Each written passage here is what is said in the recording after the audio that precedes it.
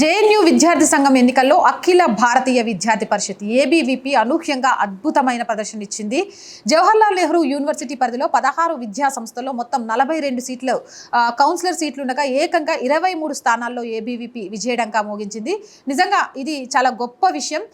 ABVP JNU unit అధ్యక్షుడు రాజేశ్వర్ ఖాన్ దుబే దీనికి సంబంధించి హర్షం వ్యక్తం చేశారు. ఎక్కడెక్కడ గెలిచింది అని చూస్తే కౌన్సిలర్ పదవుల్లో ఏబీవీపీ విజయాల వివరాలు చూస్తే స్కూల్ ఆఫ్ ఇంటర్నేషనల్ స్టడీస్లో మొత్తం 5 సీట్లు ఉంటే అందులో 2 సీట్లను గెలుచుకుంది. అలాగే స్కూల్ ఆఫ్ సోషల్ సైన్సెస్లో 5 సీట్లుంటే అందులో 2 సీట్లు గెలుచుకుంది. స్కూల్ ఆఫ్ బయోటెక్నాలజీలో 2 సీట్లుంటే అందులో 1 సీట్ గెలుచుకుంది. School of computational and integrative సైన్సెస్లో 2 సీట్లలో 1 సీటు గెలుచుకుంది. School of computer and system సైన్సెస్లో మొత్తం 3 సీట్లలో 2 గెలుచుకుంది. స్కూల్ ఆఫ్ ఇంజనీర్లో 4 సీట్లలో 4 సీట్లను గెలుచుకొని క్లీన్ స్వీప్ చేసేసింది. స్పెషల్ సెంటర్ ఫర్ నానో సైన్స్లో 1 సీట్లో 1ని గెలుచుకొని క్లీన్ స్వీప్ చేసేసింది. స్కూల్ ఆఫ్ సంస్కృతం అండ్ ఇండిక్ స్టడీస్లో 3 సీట్లలో 3ని గెలుచుకొని క్లీన్ స్వీప్ చేసేసింది.